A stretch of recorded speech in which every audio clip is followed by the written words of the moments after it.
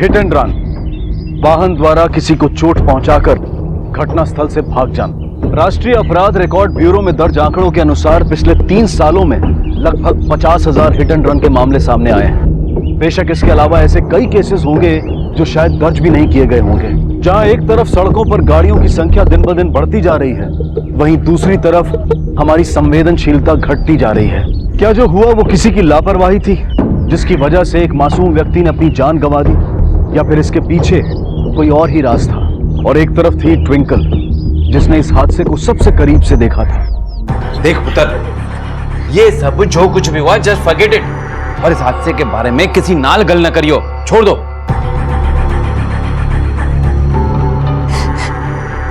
नहीं पापा, ऐसे कैसे छोड़ दूं? वो बेचारा बंदा मर गया, उस कार वाले ने अपनी कार भी नहीं रोकी, ऐसे ही चला गया।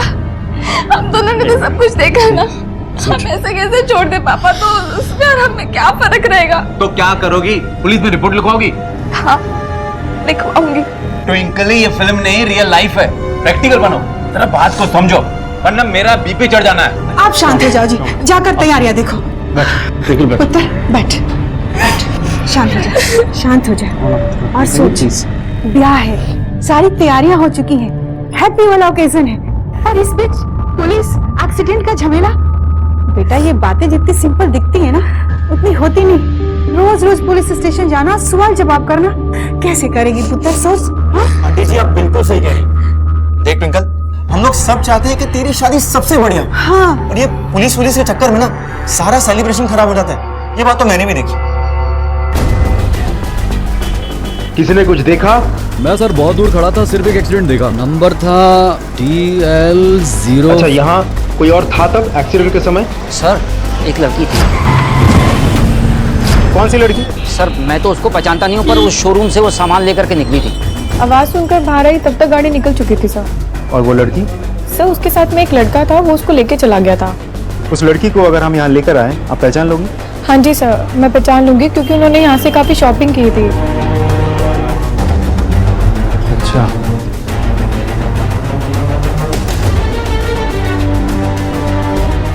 आप लोगों ने शोरूम में सीसीटीवी कैमरा नहीं लगवाया? सर नहीं, क्योंकि अभी नया स्टोर ओपन किया है ना, तो अभी वो प्रोसेस में चल रहा है। कैमरा लगवा लीजिए। अगर आपके पास सीसीटीवी फुटेज होती तो इस केस को सॉल्व करने में हमें आसानी होती। Yes sir. एक बात बताइए, उस लड़की ने पेमेंट कैसे किया था, कार्ड या कैश? सर, कार्ड से किया था। बिल कॉपी मिल सकता है? बिल्कुल सर।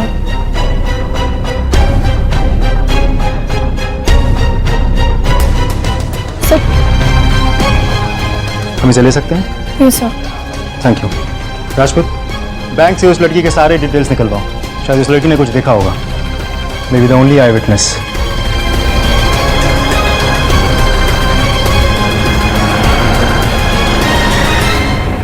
इधर क्या हुआ?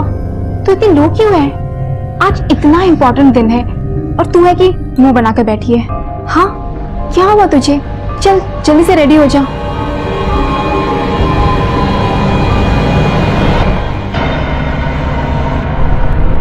देखिए, मिस्टर ट्विंकल को जरा जल्दी बुलाइए। जी इंस्पेक्टर साहब। लीजिए, वो आ गई।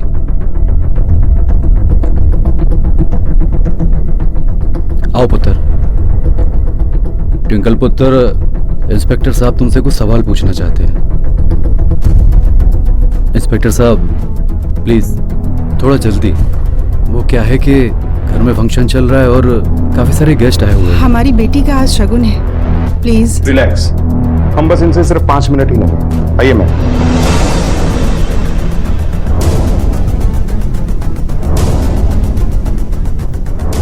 उस दिन आपने टीके मार्केट में एक एक्सीडेंट देखा। हम बस ये जानना चाहते हैं कि आपने क्या देखा था। उस दिन आप फैशन वर्ल्ड बुटीक से शॉपिंग करके बाहर आए, राइट? उसके बाद क्या हुआ, क्या देखा आपने? सर, वो सब कुछ बहुत जल्दी में हुआ कि मुझे याद नहीं है, यू नो। ऑब्वियसली, लेकिन कुछ तो याद होगा, जरा सोचिए।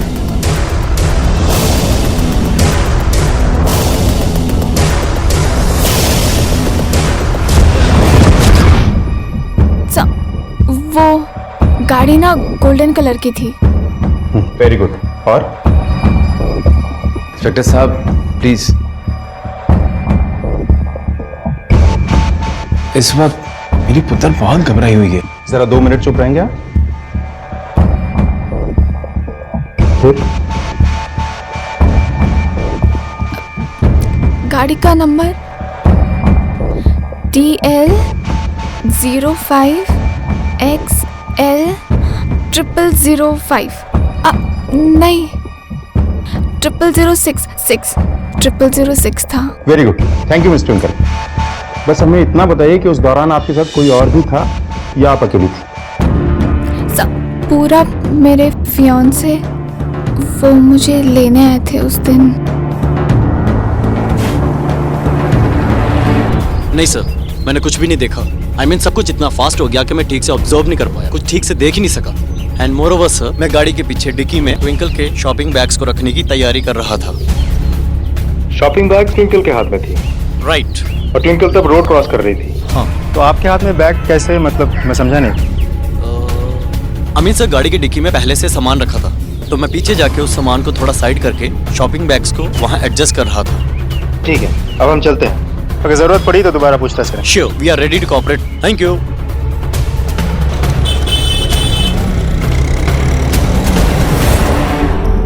Sir, hit and run case की फाइल, विक्टिम की फोटो भी है।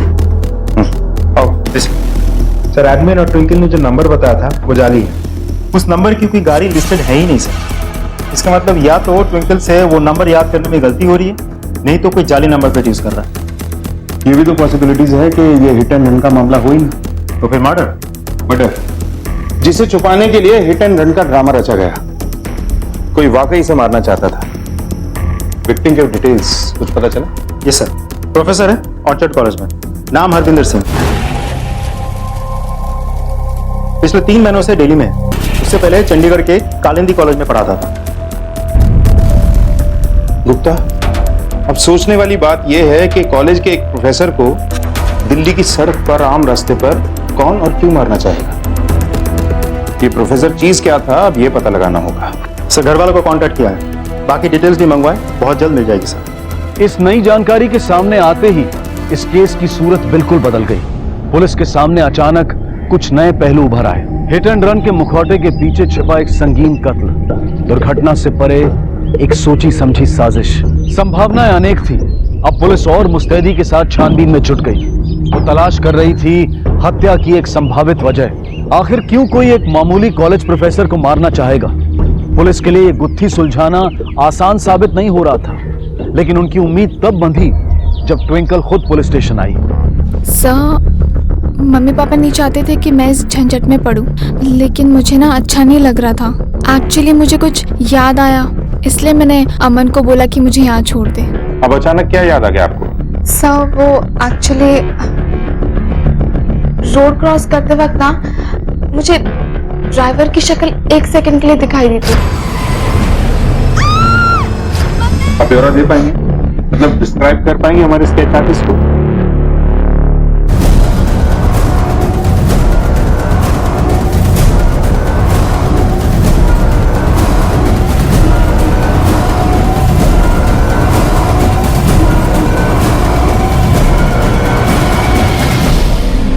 स्केच को सर्कुलेट करवाओ गुप्ता, खास तौर पे उस एरिया में जहां प्रोफेसर हरविंदर रहता था। चंडीगढ़ पुलिस हेडक्वार्टर को भी एक कॉपी मेल करो। वहां इंस्पेक्टर चौधरी से मैंने बात कर रखी है, वहां भी इन्वेस्टिगेशन शुरू करो। और तुम पर्सनली एक टीम लेकर उस कॉलेज में जाओ जहां प्रोफेसर हरविंदर पढ़ाता था, वहां भी पूछताछ करो। नहीं नहीं इंस्पेक्टर साहब, ऐसा हो ही नहीं सकता। वो प्रोफेसर वो तो कभी किसी से बात भी नहीं करता था।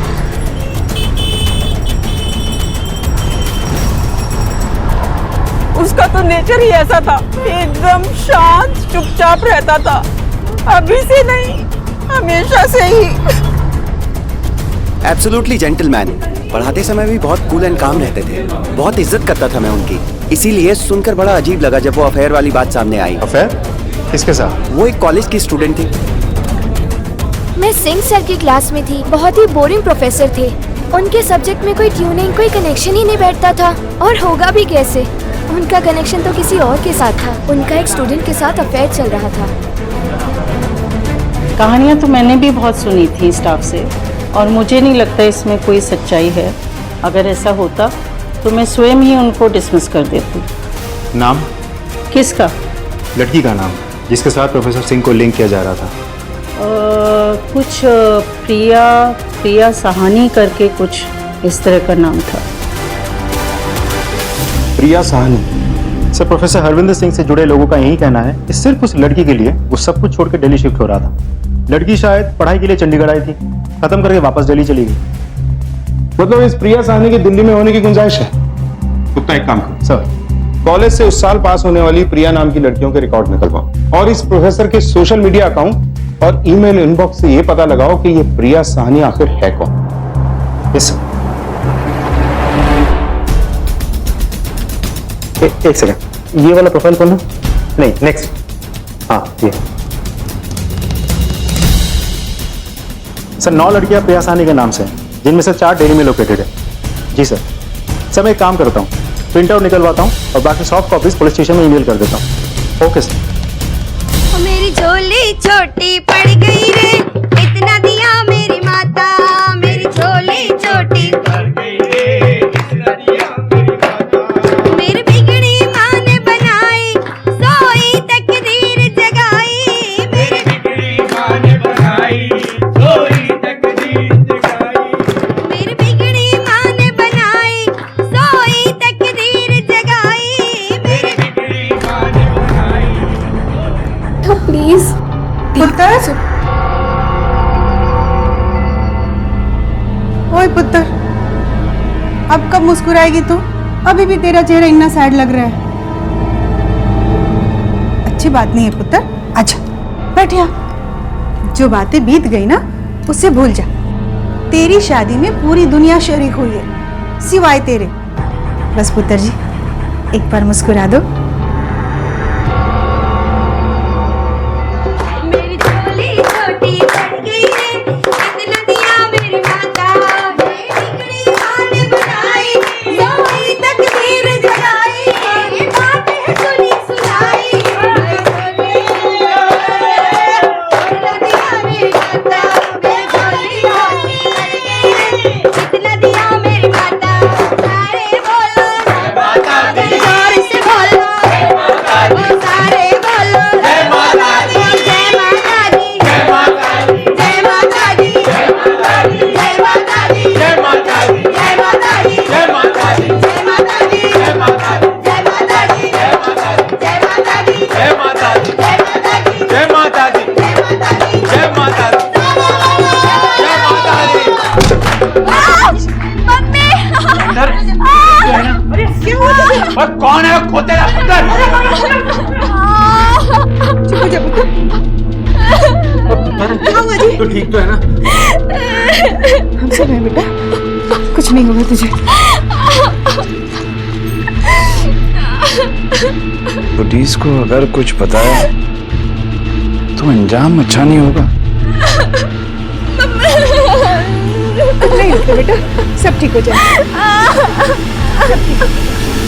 कोई नहीं मिला जी, हम सब ने घर के चारों तरफ देख लिया, फिर भी हमें कोई नहीं मिला।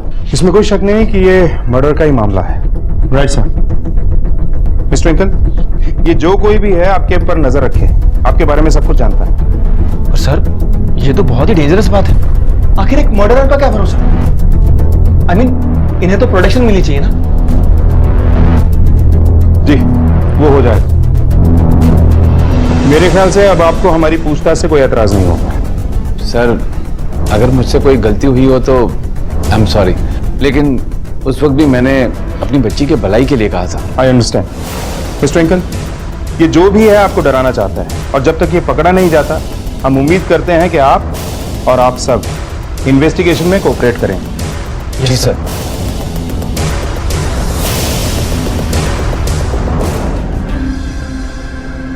इन लोगों को गौर से देखिए और बताइए, वो गाड़ी चलाने वाला इनमें से कोई था क्या?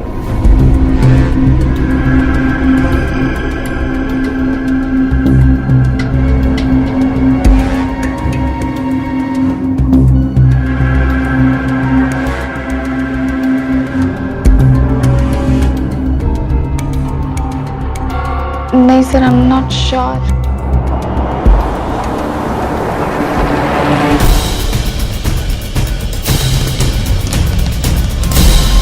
सर, इन सब में से यही एक प्रिया साहनी है जो चंडीगढ़ के कालिंदी कॉलेज में पढ़ी है।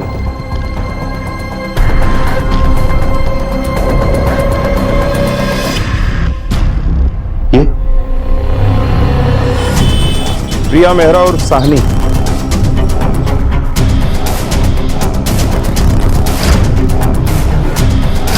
आपको हमारे साथ थाने चलना होगा, कुछ सवाल पूछने हैं।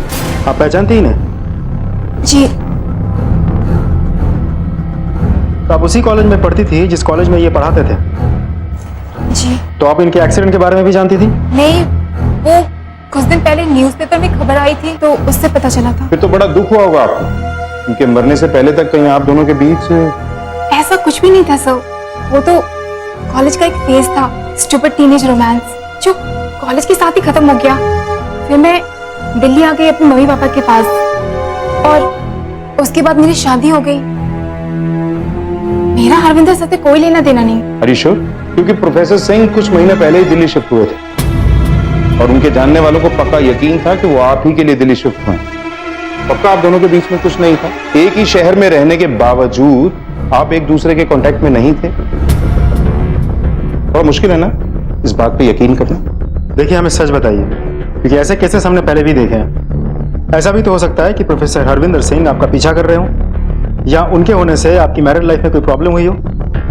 ऐसा कुछ भी नहीं था सर। एक तो मुझे नहीं पता कि हरविंदर सर दिल्ली में क्या कर रहे थे और ना तो उन्होंने मुझसे कांटेक्ट करने की कभी कोशिश की। आई होप आप हमसे कुछ नहीं छुपा रही हैं, क्योंकि अभी तो सिर्फ पूछताछ हो रही है। लेकिन अगर बाद में कोई ऐसी बात निकली जो आपने हमसे छिपाई है तो आपके लिए प्रॉब्लम हो सकती है। एक और बात, आपकी वो दोस्त ट्विंकल प्रोफेसर हरविंदर को जानती थी क्या?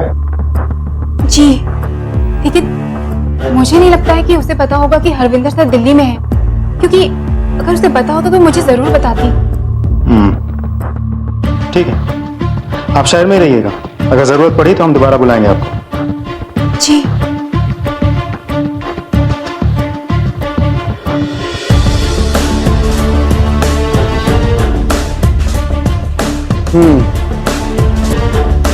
गाड़ी का जाली नंबर।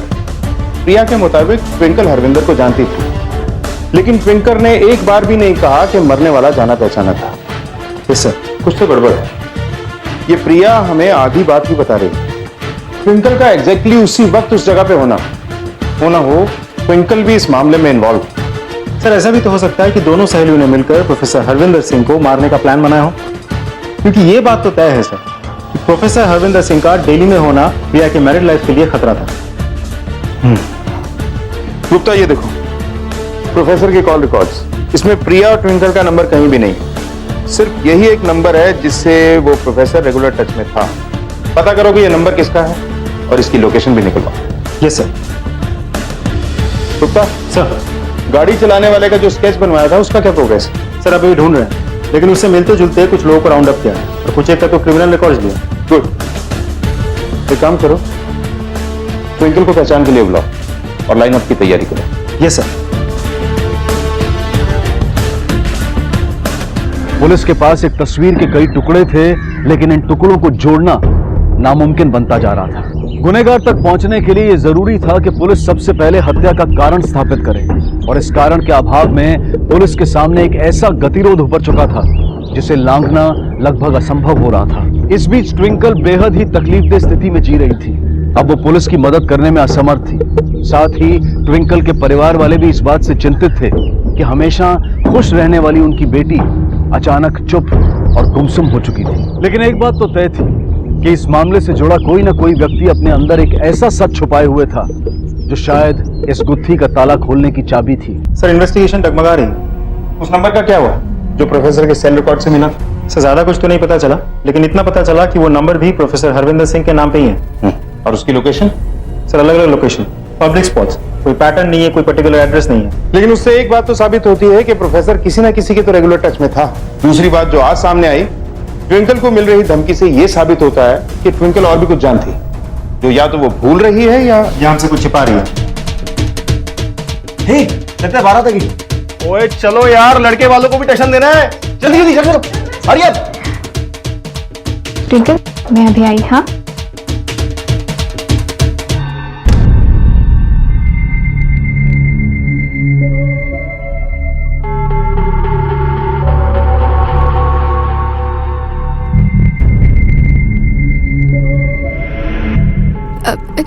ये क्या कर रहे हो? स्टॉप, वहीं रुको। मैं ये क्या कर रहे हो? नहीं, रुको, एकदम चुप। रुको। इस खौफनाक घटना के बाद पहले से ही सहमी हुई ट्विंकल की मानसिक स्थिति अब और भी बदतर हो रही थी। लेकिन ट्विंकल के परिवार के आक्रोश के बावजूद भी पुलिस पूरी मेहनत से इस केस की तहकीकात में जुटी रही। पुलिस एक बात जान गई थी कि उनके पहरे के बावजूद भी इस घटना का होना इस बात का संकेत था कि दोषी घर के अंदर का ही कोई व्यक्ति है। इस बीच कई कठिनाइयों के बावजूद भी परिवारजनों की जिद और समर्थन के चलते ट्विंकल की शादी हो गई। अब जहां ट्विंकल राहत और चैन भरी नींद की उम्मीद कर रही थी, वहीं पुलिस दिन रात एक करके पूरी ताकत के साथ दोषी को पकड़ने में लगी हुई थी। और आखिरकार उन्हें बढ़त हासिल हुई, लेकिन एक अनपेक्षित स्रोत द्वारा। बस यही सच है सर। जान सकता हूं अचानक आज आपको ये सच बोलने की जरूरत क्यों महसूस हुई? अपने आप को बचाने के लिए या किसी और को? एक्चुअली सर, मेरे हस्बैंड चाहते हैं कि मैं सारी बातें सच बता दूं, और आज तक वो सिर्फ मेरे कहने पे चुप थे। आई नो सर, ये सब मुझे बहुत पहले बता देना चाहिए था, लेकिन ट्विंकल मेरी बहुत अच्छी दोस्त है, और अगर ये सच्चाई सामने आती तो उसकी शादी टूट जाती, और उस वक्त मैं खुद ही डिलेमा में थी। मैं क्या करती सर? और ट्विंकल भी तो खुद। ये क्या है? तुझे पता था कि मरने वाले हरविंदर सर है? और वो दिल्ली में क्या कर रहे थे? कहीं तो फिर से पागल है क्या प्रिया? ये सब तो मुझे पता भी नहीं था। My life is just perfect. मैं क्यों ये सब करूंगी? जब एक्सीडेंट हुआ तब सब कुछ इतनी जल्दी में हुआ, और उसके बाद मैं बेहोश हो गई थी ना। ट्रस्ट मी, मुझे तो ये भी नहीं पता था कि वो हरविंदर सर थे। इनफैक्ट मुझे ये भी नहीं पता था कि हरविंदर सर दिल्ली में है। प्रिया प्लीज तू ये सब किसी को मत बताना। यू नो ना पूरब कैसे, ही जस्ट ओवर पोसेसिव। उनको ये सब पता चल गया ना तो फिर ये सब कुछ कैंसिल कर देंगे। Just leave me please Priya, I just beg you please. और कॉलेज में जो अफवाह थी, वहां तो प्रोफेसर के साथ सभी ने आपका नाम लिया था। दरअसल बात यह है सर, मैं हमेशा ही बहुत ही ज्यादा ओपन माइंडेड रही हूँ, और मेरी दोस्ती कई लड़कों के साथ थी, क्योंकि मैं एक बहुत ही मॉडर्न और काफी प्रैक्टिकल फैमिली से बिलोंग करती हूँ, जबकि ट्विंकल की फैमिली बहुत कंजर्वेटिव है। और इसके बाद जब प्रोफेसर को हमारे हॉस्टल रूम में 2-3 बारी आते हुए देखा, तो सभी को यही लगा कि उनका अफेयर मेरे साथ चल रहा है, क्योंकि ट्विंकल की इमेज तो बहुत ही सुलझी हुई और बहुत ही स्टूडियस लड़की की थी। उस पे तो किसी को शक हो ही नहीं सकता था।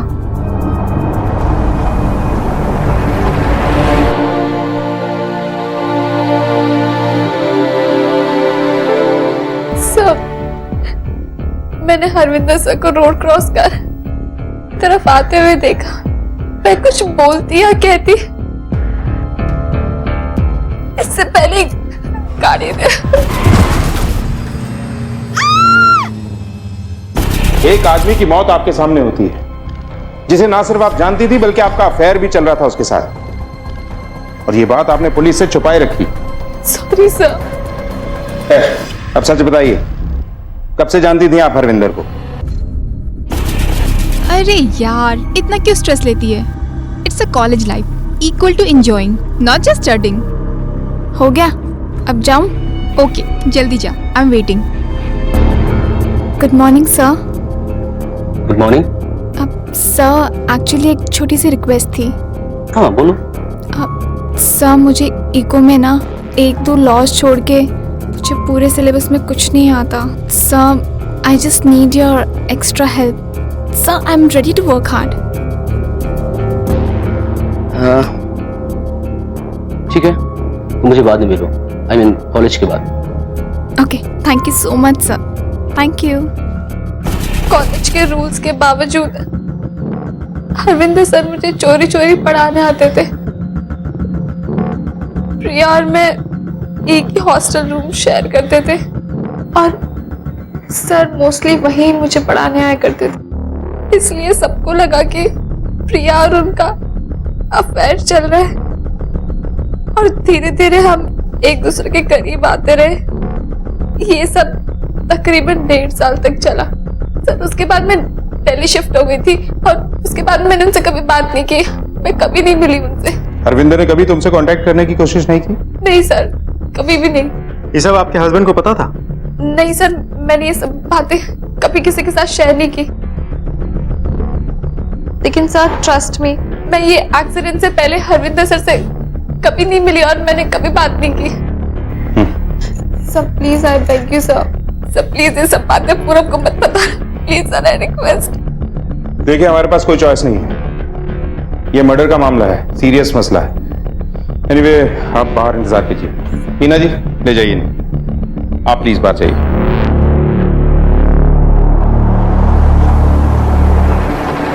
आप ट्विंकल और हरविंदर के अफेयर के बारे में जानते हैं? अफेयर? कॉलेज के दौरान ट्विंकल का प्रोफेसर हरविंदर सिंह के साथ अफेयर चल रहा था। अब हरविंदर सिंह को तो जानते ही होंगे आप? नहीं sir. Hit and run, I mean murder case का विक्टिम। आपके सामने तो मौत हुई थी, नहीं पहचाना? हाँ, लेकिन ये है प्रोफेसर हरविंदर सिंह। इन्हीं के साथ कॉलेज में आपकी पत्नी का अफेयर चल रहा था। व्हाट नॉनसेंस, ऐसा हो ही नहीं सकता।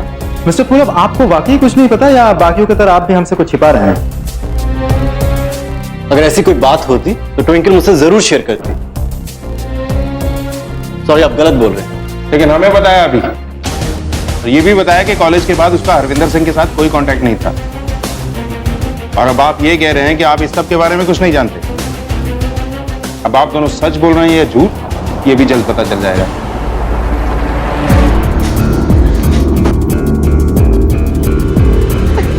पूरब, पूरब, पूरब। तो कुछ समझ में नहीं आ रहा। हमारे पास सारे फैक्ट्स हैं, लेकिन फिर भी कोई क्लियर पिक्चर बाहर निकल के नहीं आ रही है। अब ट्विंकल और पूरब दोनों के पास मोटिव्स है। पूरब को इस रिश्ते के बारे में पता ही नहीं था और ट्विंकल तो खुद ही गवाह है। जरूरी नहीं कि दोनों सच बोल रहे हो। इन कॉल रिकॉर्ड्स की माने तो एक्चुअली ट्विंकल सच बोल रही है। दिल्ली आने के बाद प्रोफेसर हरविंदर का ट्विंकल से कम फोन पे तो कोई कांटेक्ट नहीं हुआ, सिवाय इस पहले कॉल को छोड़ दें।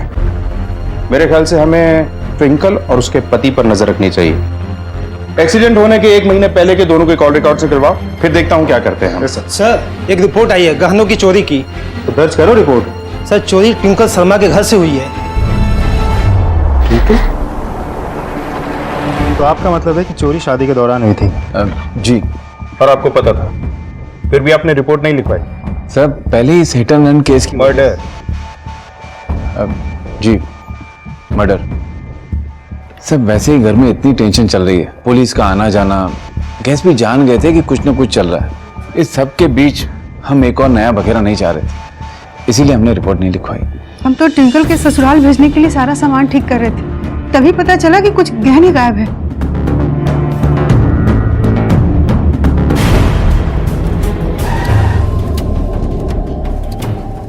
गुप्ता, समझ में नहीं आता कि इन सारी घटनाओं के पीछे कहीं एक ही आदमी तो नहीं। पहले वो एक्सीडेंट, फिर ट्विंकल को मिली धमकी, फिर वो शादी की रात वाली घटना, और अब ये चोरी। अगर इन सभी वारदातों के पीछे कोई एक ही आदमी जिम्मेदार है तो उसका मोटिव क्या हो सकता है? सिर्फ ट्विंकल और प्रिया काफी करीब है, तो ऐसा भी हो सकता है कि दोनों ने मिलकर कोई प्लान बनाया हो, कि दोनों ने मिलकर प्रोफेसर हरविंदर सिंह को रास्ते से हटाने के लिए किसी को पैसे दिए हो, और पैसों को लेकर जब डील में प्रॉब्लम हुई तो मर्डर फिर से चोरी कर गया। हो भी सकता है। अगर ये चोरी सिर्फ पैसों के लिए हुई है तो वो चोर इन गहनों को बेचने की कोशिश भी जरूर करेगा। गुप्ता, एक काम करो सर, इन गहनों की डिटेल्स को मार्केट में सर्कुलेट करो और मार्केट के आसपास वाले सारे खबरियों को एक्टिवेट कर दो। Yes sir. क्या होगा, कुछ पता चला? मिल गए चोरी के गहने। पहाड़गंज के एक प्राइवेट डीलर को बेचा जा रहा था। डीलर और बेचने वाला दोनों को अरेस्ट कर लिया। किसने की चोरी? सर, ये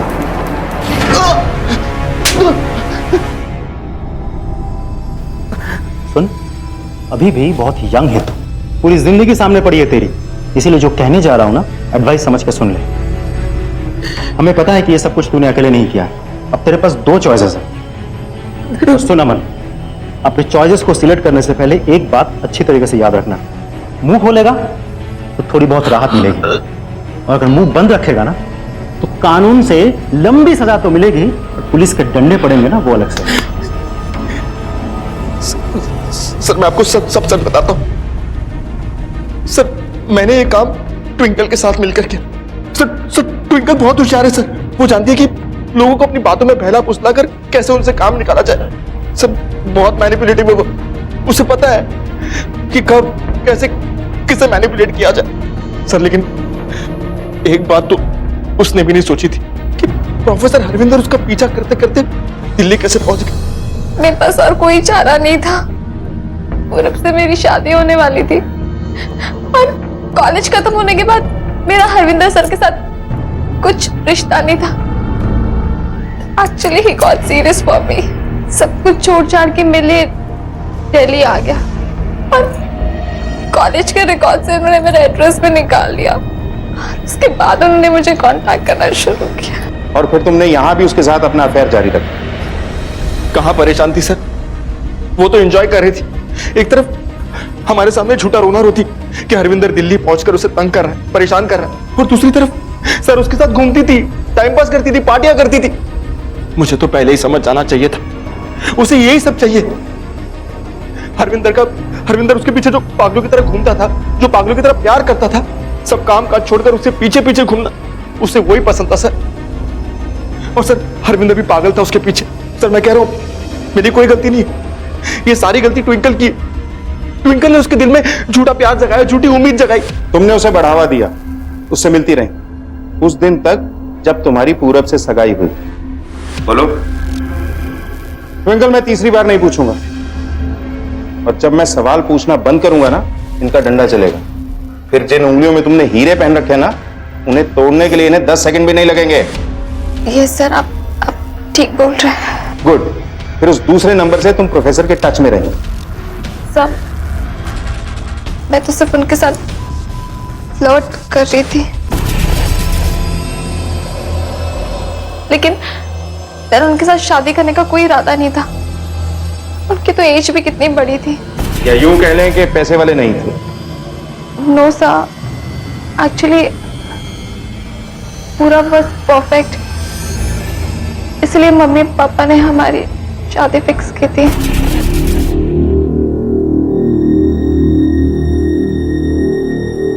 मुझे पूरब के साथ पूरी लाइफ बितानी थी। मैंने हरविंदर सर को बहुत बार बताने की कोशिश की कि अब हमारे बीच में कुछ नहीं हो सकता। ट्विंकल, क्यों करूं मेरे साथ ऐसा तुम? यार मैंने आपको बोला ना, मुझे आपसे बात नहीं करनी है, प्लीज। ट्विंकल मेरी बात सुनो।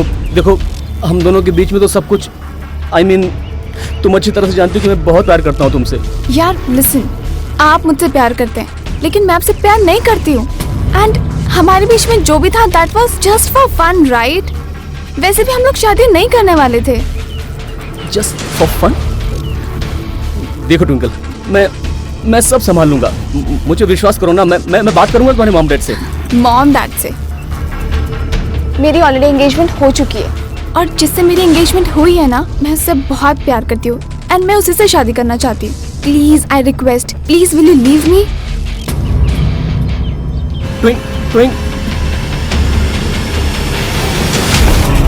ऐशो आराम की जिंदगी चाहिए थी बस उसे, और कुछ नहीं। पता नहीं उसने हरविंदर को क्या क्या झूठे सपने दिखाए। उसके मॉम डैड तो प्रोफेसर को खड़ा भी नहीं करते। फिर ट्विंकल ने मुझे बताया कि प्रोफेसर हरविंदर उसे बार बार फोन करके तंग कर रहे थे, धमकियां दे रहे थे, ब्लैकमेल कर रहे थे कि वो उसके मॉम डैड और पूरब को सब कुछ बता देगा। आखिर में उसके पास कोई चारा नहीं बचा, और फिर उसने मेरे सामने एक प्रपोजल रखा। क्या बोला था? अमन, मैं क्या बोल रही थी कि यार हरविंदर की वजह से ना बहुत प्रॉब्लम्स हो रही हैं यार। तो सब कुछ खत्म हो जाएगा। मतलब? मेरी बात सुन। मैं क्या सोच रही हूँ कि इस हरविंदर को ना खत्म कर देते हैं। Let's just finish him. Twinkle, you mad? तू क्या पागल हो गई है? यार ऐसे थोड़ी होता है यार। मेरी बात तो सुन। एक बार मेरी पूरब से शादी हो गई ना, तो हमारे पास बहुत सारे कॉन्टैक्ट्स आ जाएंगे यार, और बहुत सारे पैसे। कब तक तू अपनी फ्रेंड्स की गाड़ी चलाता रहेगा? आई एम श्योर तेरा ये हमेशा से विश है ना कि तू अपनी खुद की कार ले। मैं प्रॉमिस करती हूँ मैं तुझे ना एक नई कार गिफ्ट करूंगी। तू मेरा बेस्ट फ्रेंड है ना अम्मू। ट्विंकल स्टिल यार, ये गलत है यार। ये कैसे होगा? किस प्रॉब्लम में फंसा रही है मुझे? प्लीज आई रिक्वेस्ट यार, प्लीज, हम दोनों की लाइफ का सवाल है। जस्ट प्लीज सोच लेना यार एक बार। चल ठीक है, मैं तेरा काम कर दूंगा, लेकिन तुझे भी वहां होना पड़ेगा। अगर इतना बड़ा गेम खेलना है तो साथ में खेलेंगे। अगर जीतेंगे तो साथ साथ, लेकिन अगर फंसे ना ट्विंकल, बाय गॉड मैं अकेले नहीं फंसने वाला। मैं तेरा नाम भी ले लूंगा, मैं कह रहा हूँ पहले से। साथ में फंसाऊंगा मैं तुझे भी। रिलैक्स, मैं वहां पे तेरे साथ रहूंगी। एंड मैं तुझे बता रही हूँ, हम लोग फंसेंगे नहीं, साथ में जीतेंगे। हाँ चलते हैं। फिर हमने एक प्लान बनाया और उस दिन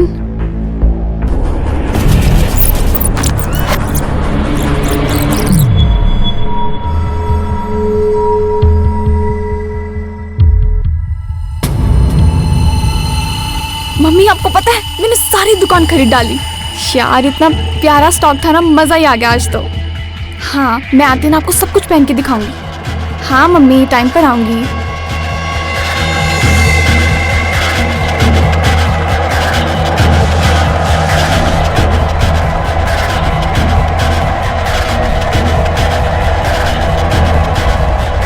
ट्विंकल, मैं वो मुझे पूरब के साथ पूरी लाइफ बितानी थी। मैंने हरविंदर सर को बहुत बार बताने की कोशिश की कि अब हमारे बीच में कुछ नहीं हो सकता, मुझे उनसे कोई लेन देन नहीं रखना। और फिर गाड़ी का गलत नंबर और ड्राइवर का गलत हुलिया बनाकर तुमने हमें गुमराह करने की कोशिश की। वो पत्थर फेंककर धमकी किसने दी थी? पत्थर भी उसने मुझे मारा था,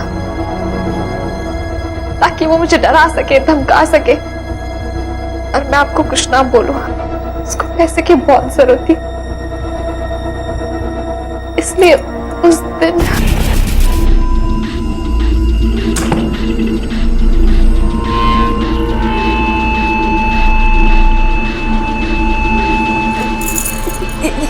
ये क्या कर रहे हो? हाँ, पागल हो गया है क्या?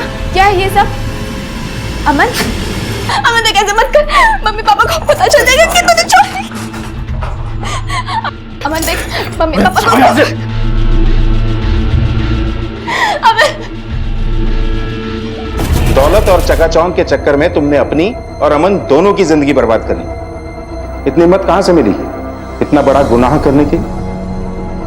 डर नहीं लगा तुम्हें? समझ नहीं आता कि तुम्हारी किस बात पे हैरान, तुम्हारी बेवकूफी पर या तुम्हारे लालच पर। तुम कितनी भी तैयारी करती, कुछ भी करती, लेकिन पकड़ी जाती। याद रखना, क्राइम डज नॉट पे, समझी? तुम और तुम्हारा लालची दोस्त अपनी जिंदगी को जितना आसान बनाने की कोशिश कर रहे थे ना, अब ये उतनी ही मुश्किल होने वाली। Get ready.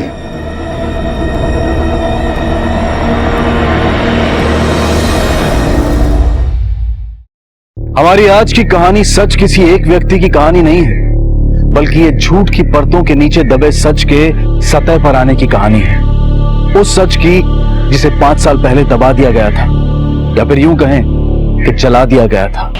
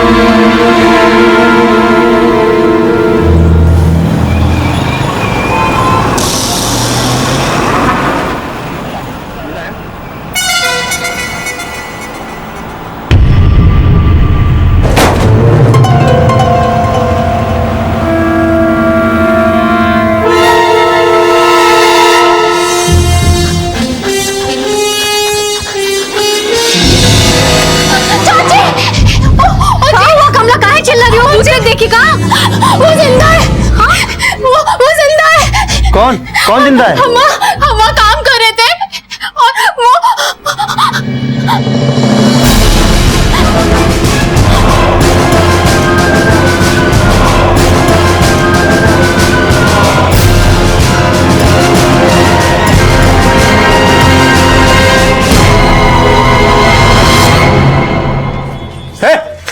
कहाँ घुसा रहा है? कौन है तू? ज्यादा ड्रामा करने की जरूरत नहीं है। पहले ये बताओ बीना और विद्या कहाँ है? और ये 2 तल्ला किससे पूछकर ठोक दिए हो? और वो जो हाईवे वाली जमीन है उस पर बिल्डिंग किससे पूछकर बनवा रहे हो? अच्छा, हे भगवान, कौन है ये है कौन? अम्मा हम सुनील हैं, तुम्हारा बेटा सुनील। सुनील? वो तो मर गया।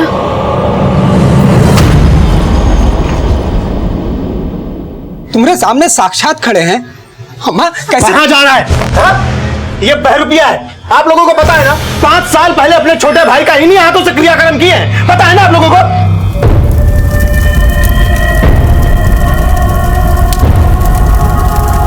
बकवास बंद करो। ये देखो हमारा कटा हुआ उंगली देखो ना, पहचानते हो ना? ए माँ, तू तो अपने खून को पहचानती है ना? ये देखो ना, 5 साल पहले गंगा में अस्थियां विसर्जित की है हमने उसकी। बहरूपिया है ये। चलो। अरे भैया, ऐसे टलने वाले नहीं हैं हम सुनील है, सुनील है हम। हमको बताओ बीना और विद्या कहाँ है? बताओ हमको। हम जिंदा हैं, अभी जिंदा हैं हम। ये कौन परे तो रेत है का? का कहे 13वीं का भोज खाया है उसका। अरे माँ, अरे कहाँ झांक के देख रही है? कोनो भूत प्रेत नहीं है, बहरूपिया, बहरूपिया। अभी पुलिस को फोन करते हैं, आपके पिछवाड़े पे 4 डंडा मारेगी ना, सारा भूत प्रेत भाग जाएगा।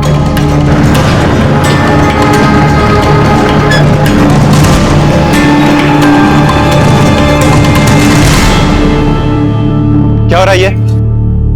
साहब हम फोन किए थे। ये देखो सुबह से ढीठ की तरह बैठा है, पता नहीं कौन है, जा ही नहीं रहा है। साहब हम सुनील हैं साहब, हम जिंदा हैं साहब। जिंदा है, जिंदा है साहब। ये देखो हमारे असली भाई सुनील का मृत्यु प्रमाण पत्र 5 साल पहले मर गया था और कहता है कि हम सुनील हैं, बेवकूफ बना रहे हैं सबको। साहब हम सच कह रहे हैं साहब, हम जिंदा, हम सुनील हैं साहब। पहले तुम थाने चलो, वहां सब मालूम चल जाएगा। हमको कहा थाने ले चलो साहब। हम साहब हम सुनील, हम सच बोल रहे हैं साहब, हम जिंदा हैं साहब, हम जिंदा हैं, हम जिंदा हैं। जिंदा है वो तो दिख रहा है, सच सच बता कौन है? वरना मैडम हम आ रहे हैं कि यकीन करो मैडम, हम सुनील हैं मैडम, जिंदा है हम। आप हमारा ये पहचान पत्र देख लो, हमारा है पहचान पत्र। जैसे तुम नकली हो, ये भी तो नकली हो सकता है। और ये क्या है? तुम्हारा डेथ सर्टिफिकेट फर्जी है, टोटल फर्जी है मैडम। फर्जी है? फर्जी है ये? तुम्हारा पूरा फैमिली बोल रहा है, इतने सारे गवाह मौजूद हैं, तुम्हारा क्रियाक्रम हुआ है, डेथ सर्टिफिकेट है, सब झूठ, एक तुम ही सच है।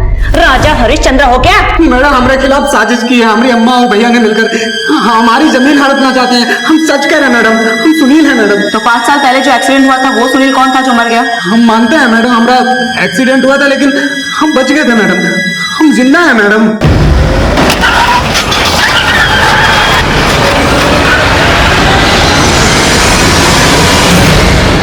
और होश आया 5 साल बाद। मैडम होश तो हमको सप्ताह भर में ही आ गया था अस्पताल में।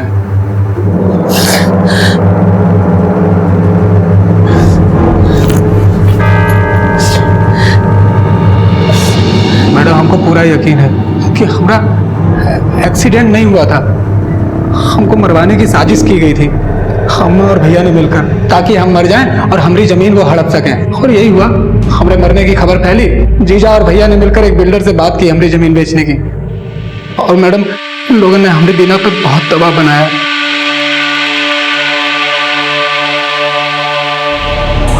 हमको लगने लगा कि अब यहाँ रहना खतरे से खाली नहीं है। और जब एक दिन बीना अस्पताल में आई तो हमने बीना से बात की। बीना, हमको नहीं लगता है कि ये लोग हमको चैन से रहने देंगे। अब हम सोच रहे हैं कि हम लोग इलाहाबाद वाला घर छोड़ के दिल्ली चले जाएंगे।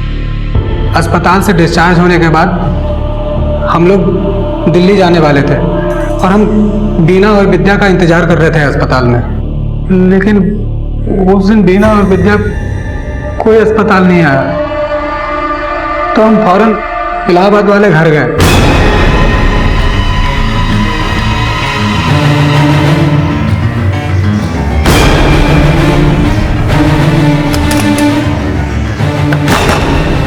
वहां देखा दरवाजा पहले से ही खुला था। अंदर देखा सारा सामान अस्त व्यस्त पड़ा हुआ है। हम समझ गए कि जरूर इन लोगों ने कुछ किया है। हमने तय किया कि अब इनसे गांव जाकर बात करी जाएगी। हम फौरन गांव के लिए निकल गए और जैसे ही बस पे चढ़े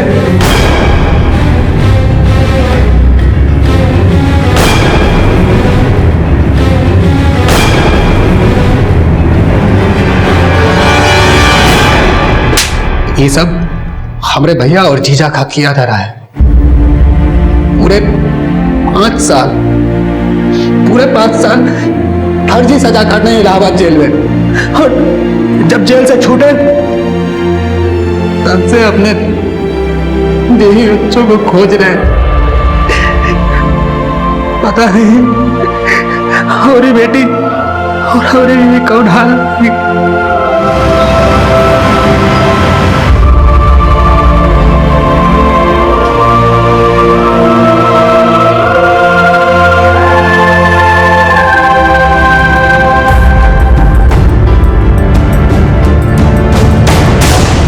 तुम्हारी बीवी को पता था कि हरीश और उसके परिवार वालों ने सारे गांव के सामने तुम्हारे अंतिम संस्कार का नाटक किया, तो ये बात उसने तुम्हें हॉस्पिटल में आके क्यों नहीं बताई? जरूर बीना की कोई मजबूरी रही होगी। और जीजा और भैया वैसे भी बीना के पीछे पड़े थे हाथ धोकर। और जब उनको पता चला होगा कि हम बीना और हमारी बेटी दिल्ली जाने की तैयारी में है, तो जरूर वही लोग अगवा किए हैं उनको। इलाहाबाद से 70 किलोमीटर दूर गांव चकेसरी में दिन दहाड़े कोई मरा हुआ लौट आया। क्या ये एक बहरूपिया था या फिर वाकई में खुद सुनील? और अगर ये सुनील था तो फिर वो कौन था जिसका 5 साल पहले अंतिम संस्कार कर दिया गया था? हमने सुनील की पत्नी बीना को दिल्ली की सड़कों पर भीख मांगते देखा, पर वो वहां पहुंची कैसे? और सुनील और बीना की बेटी विद्या इस वक्त कहां थी? क्या कुछ और गुजरा था इन 5 सालों में? मैम, सुनील सच कह रहा था। 5 साल पहले वो इलाहाबाद के गवर्नमेंट हॉस्पिटल में भर्ती था। ये रही उसकी रिपोर्ट। 3 महीने वो हॉस्पिटल में ही था। मैं उसके बाद डिस्चार्ज होते ही ड्रग्स के केस में वो पकड़ा गया। उसने 5 साल की सजा भी काटी है इलाहाबाद सेंट्रल जेल। मैंने इलाहाबाद सेंट्रल जेल और गवर्नमेंट हॉस्पिटल दोनों के रिकॉर्ड्स चेक कर लिए। इसका मतलब उसकी पत्नी और बेटी की जिंदगी वाकई बहुत मुश्किल में होगी। यस मैम, लेकिन यहाँ पर नया सवाल ये भी खड़ा होता है कि जिस डेड बॉडी को सुनील की डेड बॉडी बताकर जलाई गई, वो किसकी डेड बॉडी थी? अब ये केस सिर्फ सुनील के जिंदा होने ना होने का नहीं रहा, किसी के मर्डर का भी है। ये जीजा, अम्मा, हरीश, सच क्या है अब तो यही लोग बताएंगे।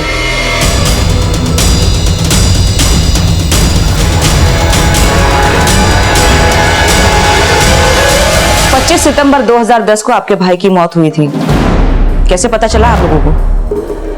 मैडम, फोन आया था। हम खेत में काम कर रहे थे। बोली कि सुनील का एक्सीडेंट हो गया है, डेथ हो गई है उसकी।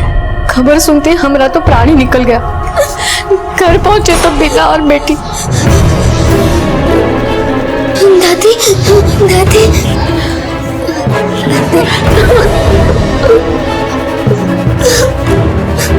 हम लोग पहुंचे तो बीना बोली कि 1.5-2 घंटा पहले ही डॉक्टर सुनील को मृत घोषित कर दिया था। लाश भाई की थी या नहीं ये भी ध्यान नहीं दिया आप लोगों ने? नहीं मैडम, वो भाई का ही लाश था। सुनील का दाहिने हाथ की उंगली कटी थी और लाश की भी। और बीना भी बिलक बिलक के बहुत रो रही थी। विद्या भी सदमे में थी। तो इसका मतलब कि जो आदमी लॉकअप में हमारे यहाँ बंद है वो अगर सच में सुनील है तो 5 साल पहले सुनील की मौत का नाटक बीना ने रचा। हाँ मैडम, संभव। वो ऐसा क्यों करेगी? क्रिया चरित्र और क्या? ये सब कुछ आपके अलावा किसी और ने देखा था? मैडम, हमारी बड़ी बहन के पति, मतलब हमारे जीजा जी, माधव जी, ये रहते इलाहाबाद में। ये सारी जमीन और वहां वो हाईवे वाली जमीन, इसी जमीन के टुकड़े की वजह से झगड़ा था ना आप लोगों के? अरे नहीं मैडम, कोनो झगड़ा नहीं था। वो पिताजी के देहांत के बाद पैसे की थोड़ी तंगी आ गई थी, इसलिए हम ये टुकड़ा बेचना चाहते थे जमीन का। सुनील बेचने नहीं देना चाहता था, वो जिद पे अड़ा हुआ था। उसके मरने के बाद एक दिन बीना आई और वो बोली कि जमीन का टुकड़ा बेचना है, वो तैयार थी। बीना को हिस्सा दिया था जमीन का? हाँ मैडम, पूरा 50 लाख। उसका कोई रसीद या कोई कागज? मैडम वो तो घर की बात थी, उसमें काहे की रसीद? बड़ी हैरानी की बात है हरीश बाबू, तुम्हारी भाई की लाश को तुम में से किसी ने पहचाना नहीं। बीना को जमीन का 50 लाख रुपया दिया, उसका ना कोई रसीद ना कोई कागज। और तुम्हारी बात सच है या झूठ, इस बात का इकलौता गवाह थी बीना और उसकी बेटी विद्या, जो गायब है। बड़ा ही सहूलियत वाला खेल खेले हो। आप चाहो तो हमारे जीजा जी से पूछ लो, पढ़े लिखे आदमी है, बैंक में कैसी है? मैडम बीना का फोन हमको भी आया था। हमारे घर पहुंचने से पहले हरीश और मेरी सास वहां पहुंच चुके थे। चेहरा पूरी तरह से बिगड़ गया था, पहचानना मुश्किल था मैडम। और उसका भी दाहिनी हाथ का उंगली कटा हुआ था, जैसे सुनील का कटा था। वो जिंदा है मैडम? सच में चौंक रहे हैं, चौंकने का नाटक कर रहे हैं? हम काहे नाटक करेंगे मैडम? सुनील ने बयान दिया है कि आप हरीश से बहुत क्लोज थे। जमीन का खरीदार आप ही का कोई जानकार आदमी था और जमीन की बिक्री में 5% का कमीशन आप भी खाए हैं। हम कुछ नहीं किए मैडम, हमारे यकीन कीजिए। हमको तो लगता है कि जो भी कुछ हुआ है ना, ये सब वो बीना नहीं करवाया।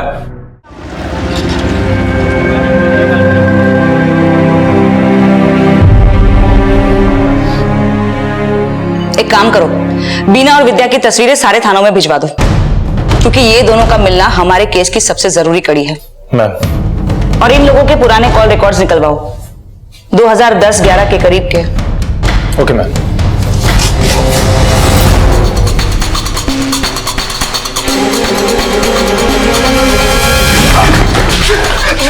अरे हमको मार खा रही है मैडम, और हमको फिर से कहाँ बुलाई? उसने तो सब सच बता दिए थे। ये लो तुम्हारे कॉल रिकॉर्ड। एक्सीडेंट वाले दिन बीना ने तुमको नहीं, तुमने बीना को फोन किया था। और तुम एक ही नहीं हो जो झूठ बोल रहे हो कानून से, कोई और भी है तुम्हारे साथ जो कानून से झूठ बोल रहा है। तुम्हारा जीजा माधव। पता नहीं कैसे। एक मिनट मैडम, याद आया। दरअसल मैडम वो दिन ना बीना हमको बार बार फोन कर रही थी। हम बीना से बात नहीं करना चाहते थे, मगर वो बार बार फोन कर रही थी, तो फिर हमने उसको वापस से फोन किया और फिर उसने हमको सुनील का डेथ के बारे में बताया। फिर हमने जीजा को फोन करके सुनील का डेथ के बारे में बताया। एक तो अपने ही भाई का एक्सीडेंट करवाया, ऊपर से उसको मरा हुआ साबित किया, उसकी बीवी और बेटी को कहीं गायब करवा दिया, और जमीन के जो 1.25 करोड़ रुपए मिले वो भी खुद ही डकार कर गए। ये एकदम झूठ है। सच है कि मातम के 15 दिन के बाद बीना घर आई थी। हमने बहुत इज्जत से उसका हिस्सा 50 लाख रुपए दे दिया था। नहीं मैडम, बीना ऐसा नहीं कर सकती है। हम जानते हैं बीना को अच्छी तरीके से। ये सब हमारे भैया और अम्मा की करतूत है। पहले हमको फंसा, अब हम बीना को भी फंसा रहे हैं। सच क्या है और झूठ क्या है ये तो बीना के सामने आने पर ही पता चलेगा। लेकिन अगर उसने 50 लाख रुपए लिए हैं तो इस वक्त तो वो ऐशो आराम की जिंदगी बसर कर रही होगी। 4, 6, 8, 9। ये सुन, बेसमेंट में चलेगी क्या? 500 दूंगा। चल 100 रुपए ले जाकर ले बढ़ा दे। अब चल ना। क्या? चल अब तो चल। चल 600। अरे क्या हुआ? चल ना, 600 दे रहा हूँ अब तो। 600 रुपए है, रख ले, काम हो जाएगा तेरा। भूख से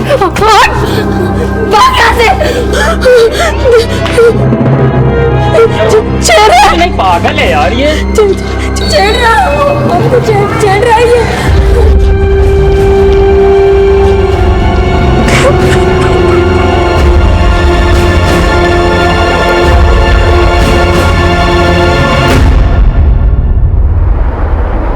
रुको मैम, यही है श्री लक्ष्मी नारायण अपार्टमेंट। हरीश के मुताबिक बीना गांव से आने के बाद यहीं पर शिफ्ट हुई थी।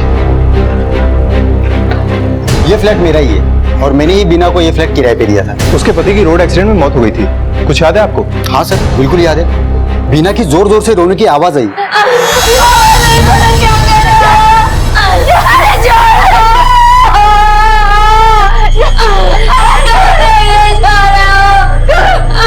आपने सुनील को, मतलब उसका चेहरा देखा? जब तक मैं वहां पहुंचा, उसका भाई, उसकी माँ, उसके जीजा वहां पहुंच गए थे और उसका भाई और उसका जीजा उसे सफेद कपड़े में बांध रहे थे। तो मैंने मतलब बॉडी देखी लेकिन शक्ल नहीं देख पाया। चेहरा नहीं देखा तो पता कैसे चला कि सुनील की बॉडी थी? वो उसके भाई ने मुझे बताया कि उसका एक्सीडेंट हो गया है। ये बीना के हालात कैसे थे?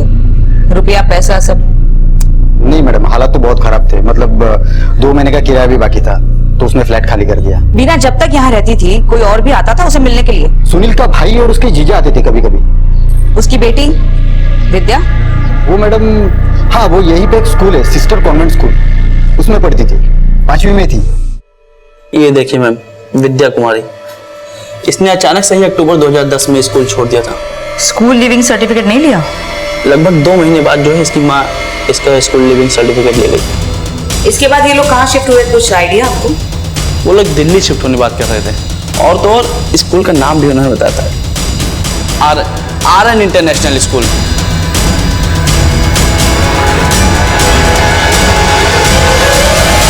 जी हाँ, यहाँ एडमिशन की बात हुई थी विद्या की। पिछले स्कूल के ट्रांसफर सर्टिफिकेट लाने के लिए बोला था हमने उसकी मदर को। जनवरी 2011। कोई कांटेक्ट एड्रेस दिया था क्या आपको? एक मिनट मैम, एक लोकल एड्रेस दिया था विद्या की मदर ने। हमें वो एड्रेस चाहिए।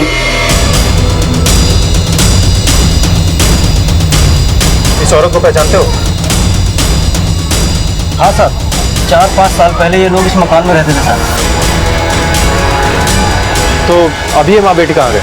मालूम नहीं साहब, एक रोज एक आदमी आता साहब, इस औरत के साथ बहुत झगड़ा किया। और उसकी बेटी को साथ लेकर कहीं चला गया। कौन था वो आदमी? शक्ल याद है उसकी? 4-5 साल हो गए मैडम, रात का अंधेरा था, ठीक से मैं उसको देख नहीं पाया। ये बीना को 50 लाख रुपए देने वाली बात एकदम झूठी है, क्योंकि अगर उसे 50 लाख रुपए मिलते तो वो माँ बेटी इस तरह से दर दर की ठोकरें नहीं खाती। मुझे तो इस केस में बीना ही विक्टिम लगती है। सुनील की माँ, हरीश और माधव, ये तीनों मिले हुए हैं। पहले उन्होंने सुनील का एक्सीडेंट करवाया, और जब सुनील बच गया तो उन्होंने किसी और की डेड बॉडी को सुनील की डेड बॉडी बताई। उन्होंने बीना को फोर्स भी किया कि वो सबके सामने इस डेड बॉडी को सुनील की डेड बॉडी बताए। डेथ सर्टिफिकेट के बिना पे सारा पैसा हड़प लिया और फिर बीना और विद्या को कहीं गायब कर दिया। यही नहीं, सुनील के हॉस्पिटल से डिस्चार्ज होने के बाद उसे झूठे ड्रग्स के केस में फंसा दिया। बहुत दूर तक सोचकर ये सब प्लानिंग की गई थी। लेकिन बीना और विद्या का मिलना बहुत जरूरी है, वरना हमारे लिए फैमिली के खिलाफ सबूत जुटाना बहुत मुश्किल हो जाएगा। एक काम करो, दिल्ली के सारे पुलिस थानों में इनकी तस्वीरें भेज दो। हर धर्मशाला, हर होटल, हर सड़क पे चेक करवाओ, पता करो बीना और विद्या कहाँ हैं।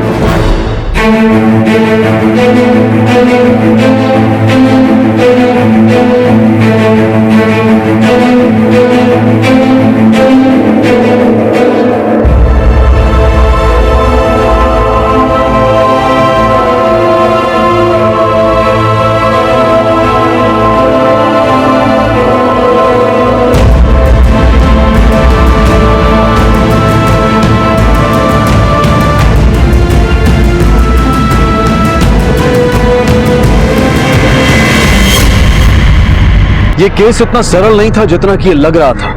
इसकी गहराइयों में जा पाना उतना आसान नहीं था। पुलिस के सामने कई सवाल मुंह उठाए खड़े थे। कहां थी विद्या और विद्या की मां बीना? वो किसकी लाश थी जिसे 5 साल पहले सुनील मानकर जला दिया गया था? इन सवालों के जवाब पुलिस ढूंढ रही थी, और उधर सुनील की मुश्किलें कम होने का नाम नहीं ले रही थी। कहाँ आए हो तुम लोग इधर?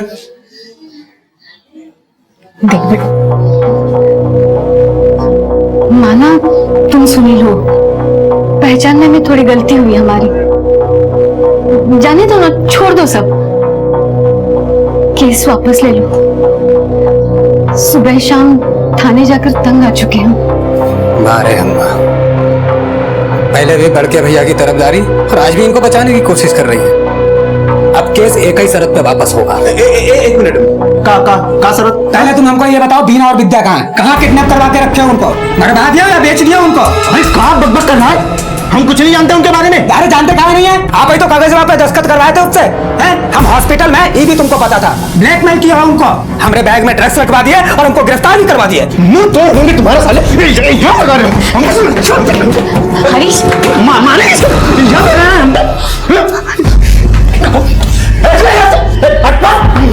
मार देंगे हम। चेतावनी दे रहे, पिछली बार तो नकली मौत थी, ये बार ना असली मारेंगे। तड़पा के मारेंगे, तड़पा के मारेंगे इस बार।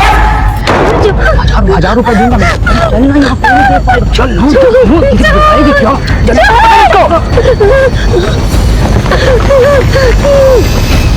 नाम क्या है तुम्हारा?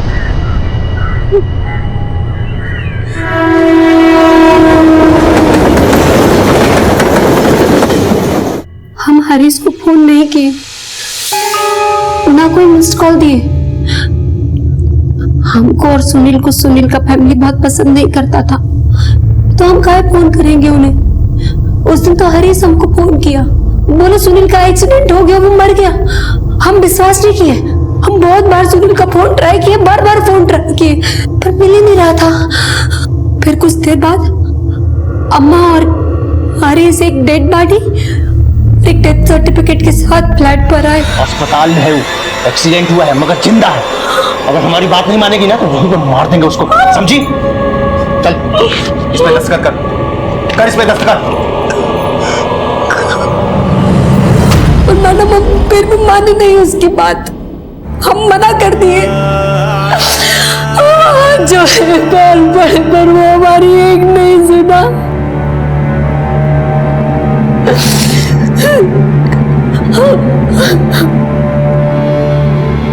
हमारे पास कोई रास्ता नहीं था मैडम।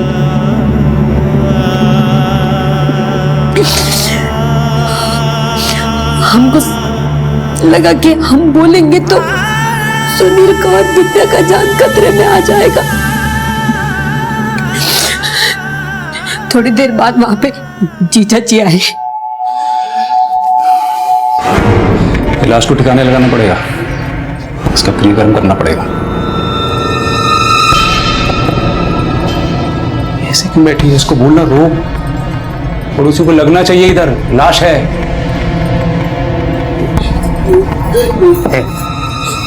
जोर जोर से रो, समझ गए? तो पड़ोसियों को लगे कि तेरे पति की मौत हुई है, समझ गए? चल रोना शुरू कर। इससे पहले बाकी लोग आते वो फटाफट लाश को कपड़ा में बांध दिया मैडम। हम अकेली औरत क्या करते, जैसा जैसा वो बोले हम किए। अगले दिन हम सब लोग गांव चले गए। पूरा गांव के सामने अंतिम संस्कार विधि विधान से किए।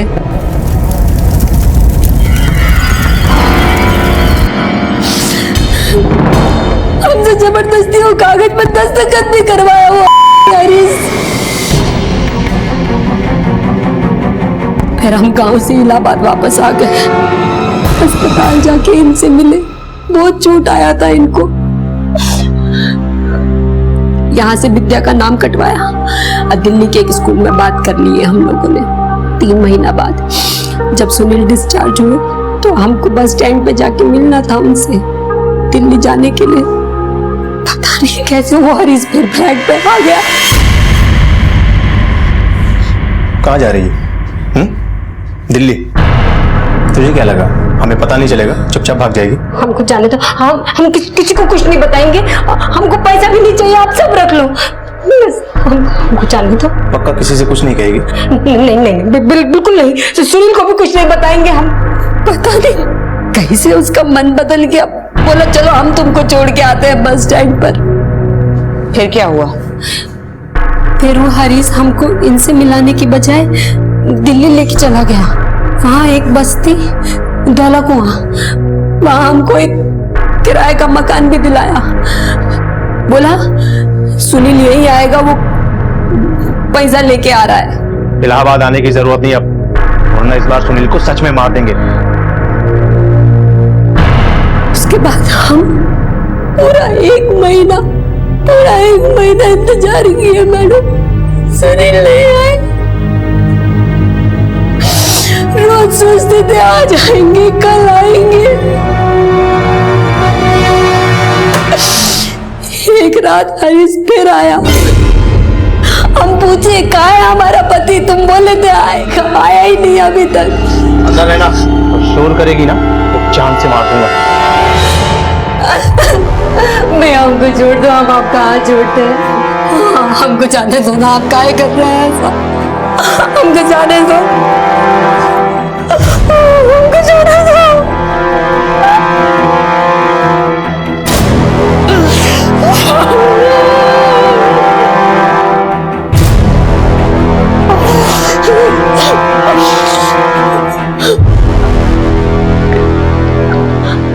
हमारी बेटी को लेके चला गया मैडम, विद्या को मार देंगे।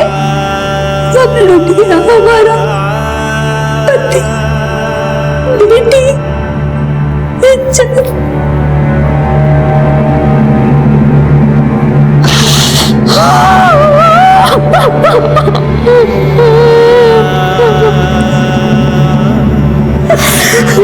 आपकी जिंदगी में वाकई बहुत तकलीफ आई है, लेकिन अभी भी एक उम्मीद बाकी है आपके लिए। सुनील जिंदा है।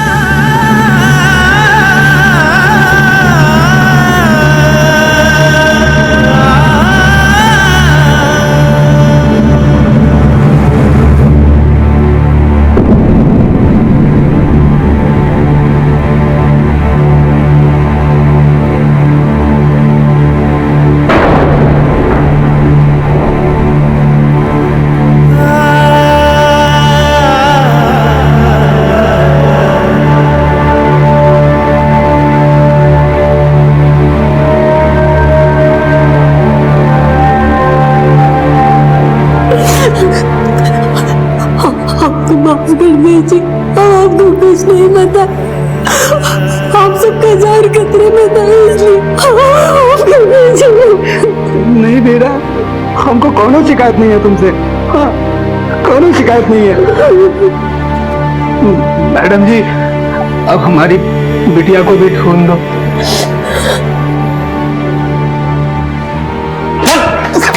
साहब, अरे साहब एकदम झूठ बोल रही है ससुरी, एक एक अक्षर झूठ बोल रही है। अरे हम उसके साथ कोनो दुष्कर्म नहीं किए हैं और ना हम उसकी बेटी को अगवा किए हैं। अच्छा, तो दिल्ली के धौला कुआं बस्ती में कौन गया था? अरे साहब हम दिल्ली कभी नहीं गए। Madam madam madam madam madam हमको लगा था कि वो बॉडी सुनील का नहीं है, लेकिन हम सच कह रहे हैं मैडम, हम झूठ नहीं बोले। उसके मरने में हमारा कोई रोल नहीं था। हाँ, उसके मरने से हमको फायदा जरूर था। अगर वो जमीन बिकता तो 5% का कमीशन तय था। वो जिद्दी सुनील वो जमीन बेचना ही नहीं चाहता था। मैडम हम किसी को नहीं मारे हैं। हाँ, जो हुआ उसमें हम पार्टिसिपेट किए थे। इसका मतलब हरीश और उसकी अम्मा ने मिलकर ये कांड रचा है। हाँ, हो सकता है मैडम। बीना के रेप के बारे में कुछ जानते हो?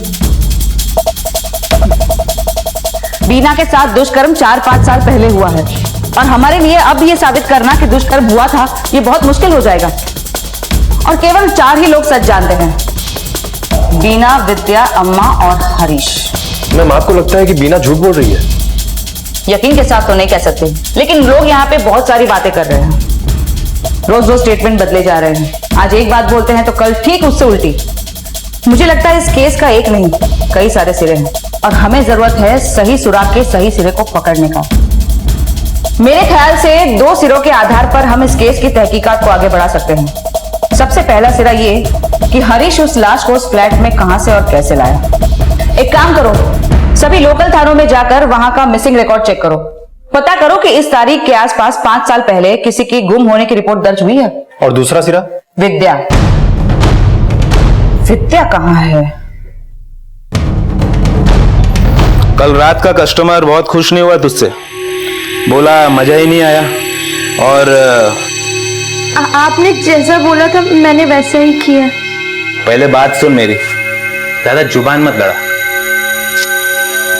देखो क्या है ना कि आजकल सिर्फ शरीर का ही नहीं मन का भी सुख देना पड़ता है मर्दों को। औरत नहीं, बिस्तर पे उनको प्रेमिका चाहिए, लवर, गर्लफ्रेंड। तू समझ रही ना मैं क्या बोल रहा हूँ? पहले किस विस फिर बाकी से। हाँ? मैम, मैंने इलाहाबाद के सभी थाना क्षेत्रों से पता कर लिया है। 5 साल पहले उस तारीख के आसपास कोई ऐसी मिसिंग रिपोर्ट दर्ज ही नहीं हुई जो कि अनसुलझी रह गई हो। मैम, हो सकता है कि वो लाश किसी भिखारी की हो या फिर किसी बेघर की। एक काम करो, उस तारीख के आसपास सभी छोटे बड़े हॉस्पिटल्स और मॉर्चुरीज में पता लगाओ और पता करो कि 25 सितंबर की रात के आसपास कोई लाश वहां से गायब तो नहीं हुई। Okay ma'am.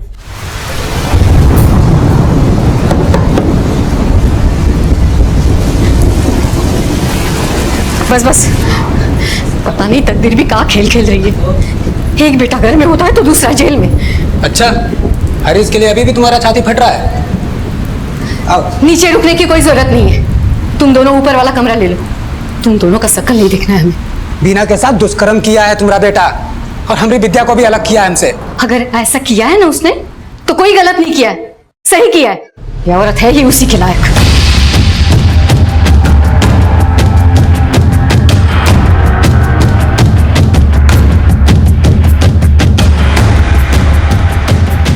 साहब 2010 में एक यहाँ से लाश लापता तो हुई थी, काफी हंगामा भी हुआ था। लाश गायब हुई थी तो कोई तो आया होगा ना उसकी खोज खबर लेने के लिए। साहब वो लाश तो लावारिस की थी, किसी ने क्लेम भी नहीं किया। बाद में वो मैटर धीरे धीरे ठंडा होते गया। अच्छा, क्या तुम बता सकते हो कि लाश किस महीने में किस तारीख को गायब हुई थी? ऐसे तो मेरे ख्याल से सितंबर में ही कुछ हुआ था ये, मतलब 20 और 25 के आसपास ही, क्योंकि 28 को मैंने ज्वाइन किया था, उसके कुछ दिन पहले ये सब कुछ हुआ था। मौके आगे सीसीटीवी कैमरा तो होगा ना? हाँ है ना सर, है। उस दिन की फुटेज मिल जाएगी क्या मुझे? हाँ सर है, लाश चोरी हो गई थी ना, इसलिए हम लोग ने वो फुटेज संभाल के रखा है। हाँ सर ये देखिए, यही है 25 सितंबर 2010 का फुटेज।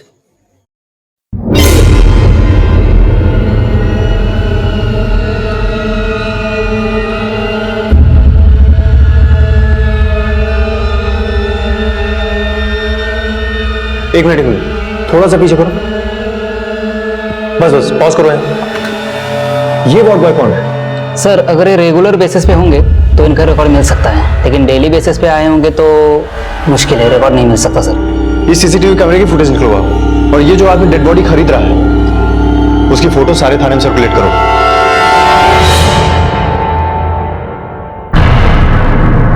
नहीं मैडम, हम लोग नहीं पहचानते हैं। ठीक है, आप लोग जा सकते हैं। नमस्ते मैडम।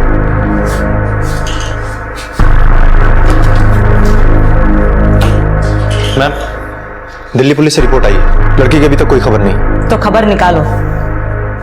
लड़की की उम्र अभी 15-16 साल की है, और अपराध की दुनिया में ये बहुत ही खतरनाक उम्र होती है। तू कभी रेप पार्टी गई है? ये रेप पार्टी क्या होता है? चल मैं लेकर चलता हूं तुझे आज जिंदगी की सबसे खुशनुमा रात जीने के लिए। वहां तेरे मोहित बाबू भी आएंगे। पुलिस के लिए अब यह केस चंद विकल्पों पर ही आधारित था। जिस वार्ड बॉय ने लाश का सौदा किया था उसे तलाशना, और जिसने लाश को खरीदा था उसका पकड़ा जाना, और फिर विद्या की खोज, जो कि इस केस की एकमात्र ऐसी गवाह थी जो शायद वो जानती थी और कोई नहीं जानता था। हरीश और माधव बेल पर रिहा हो गए थे, और हरीश और सुनील दोनों भाई उसी घर में एक छत के नीचे रह रहे थे, बिना एक दूसरे से कुछ कहे सुने। घर में हर वक्त एक मातमी माहौल छाया रहता था। ऐसा लगता था कि सच कभी सामने आएगा ही नहीं, न्याय कभी मिलेगा ही नहीं। और फिर एक रोज चकेसरी थाने में पुलिस के पास एक कॉल आया। मैम, दिल्ली के पुलिस स्टेशन से फोन आया था। वहां पर मेहरौली में एक फार्म हाउस से रेड पड़ी है। रेप पार्टी चल रही थी वहां पे। कुछ लोगों को गिरफ्तार भी किया गया है। 2-3 कॉल गर्ल्स भी हैं उसमें, लेकिन उनमें से एक कॉल गर्ल अपनी उम्र 15 से 16 साल बता रही है, और अपना पता उसने बताया है चकेसरी, जिला इलाहाबाद का। उनसे कहो कि उस लड़की को वहां से निकलने ना दें। Okay ma'am. कोई और भी है उसके साथ? मैम, एक कस्टमर था और कोई एक मोहित नाम का आदमी भी।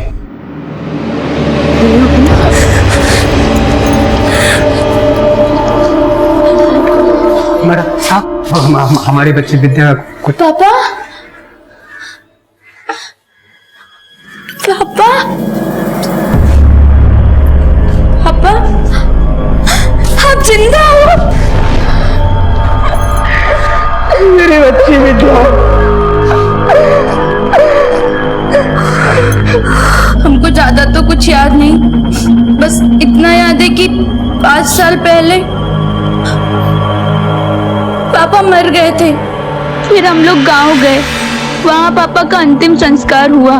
फिर हम इलाहाबाद आ गए, अब फिर वहां से दिल्ली, और दिल्ली में फिर मोहित सर ने हमें जबरदस्ती गंदे धंधे में डाल दिया। हम बहुत रोए, बहुत गिड़गिड़ाए, पर उन्होंने हमारी एक भी नहीं सुनी। हमने बहुत हाथ जोड़े उनके सामने।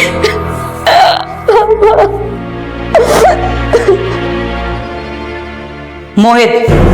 जी मैडम। ये लड़की विद्या कहाँ मिली तुम्हें? मैडम मुझे कुछ भी नहीं पता। मैं तो मेहरौली पार्टी अटेंड करने गया था। उस लड़की को मैं नहीं जानता मैडम, विश्वास कीजिए मेरा, इस मामले में मेरा कोई रोल नहीं है। तुम्हें दिखाते हैं तुम्हारा इस मामले में क्या रोल है।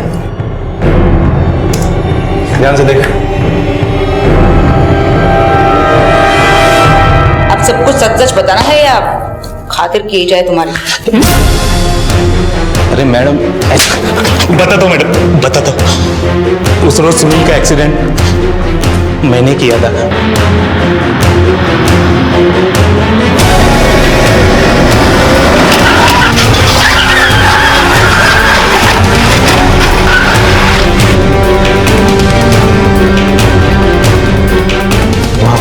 गई और मुझे भागना पड़ा।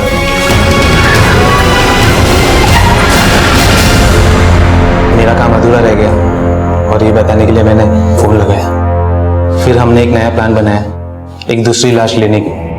मैं हॉस्पिटल गया और पैसे देके एक नई लाश खरीदी। अब पत्थरों से उसका सर कुचल दिया और उसकी उंगली काट दी। फिर मैंने उसके हाथ पे गाड़ी चला दी ताकि लोगों को ऐसा ना लगे कि उसकी उंगली ताजी कटी है। किसके लिए किया ये सब? किसके लिए किया? मैडम, तुम्हारी पत्नी बीना कहाँ है? साहब अभी थोड़ी देर पहले बाहर गई। हवलदार, तुम में से किसी ने देखा क्या बीना कहाँ गई? उसको तो बाहर की तरफ जाते हुए देखा सर। बात क्या है साहब? उसका नंबर है क्या तुम्हारे पास? हाँ है ना। कॉल करो। आप जिस नंबर को डायल कर रहे हैं स्विच ऑफ है। फोन तो स्विच ऑफ आ रहा है उसका। हवलदार सर, एक काम करो, इसके साथ जाओ, देखो कि बीना कहाँ है। आसपास ही कहीं होगी, ज्यादा पहले नहीं निकली है। और जैसे ही वो मिलती है मुझे बताना। जाओ जल्दी जाओ।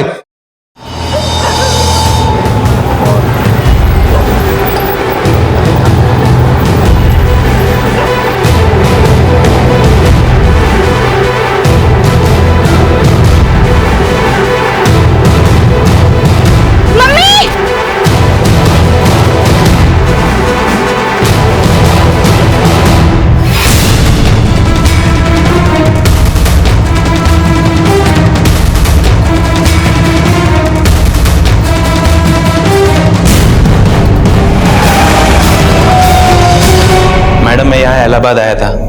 ये औरत बीना मुझे यही मार्केट में मिली, अपने पति से बोर, अपनी शादी से बोर। कहती थी कि दिन भर बिजी रहते। हम मिलने लगे। कहाँ मिलते थे? होटल में कमरा बुक करते थे।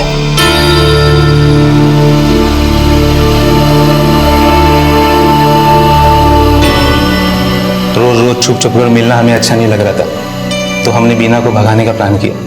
पति के पास जमीन तो थी उसकी, तो बस पहले पति को मारने का प्लान और फिर डेड बॉडी। जमीन बिकी, बीना को उसका हिस्सा मिला। यानी सुनील के बड़े भाई का इसमें कोई हाथ नहीं था? नहीं मैडम। पर बीना का पति तो अब तक जिंदा था। तभी तो मैंने उसको रास्ते से हटाने के लिए एक नया प्लान बनाया।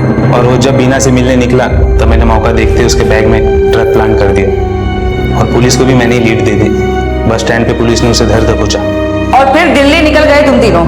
जी मैडम। और बीना के 50 लाख? उसे बहला फुसला कर मैंने सब पैसे ले लिए मैडम। और उसकी बेटी भी? कहाँ ले गया था उसको? कहाँ ले गया था उसको? मैडम, उसे दिल्ली लेके गए। वहाँ कॉल गर्ल के धंधे में सब अपने लोग हैं। वो उस पर बेच दिया उसको। बेटी वेश्यावृत्ति में और माँ को भिखारन बना के सड़क पे छोड़ दिया भीख मांगने के लिए। यही जिंदगी प्रॉमिस किया था क्या तू उसको? बीना अपनी वैवाहिक जिंदगी से बोर हो चुकी थी। नतीजा, उसने उसे एक झूठ से बदलने की कोशिश की और ऐसे परिणाम सामने आए कि कुछ बचा ही नहीं।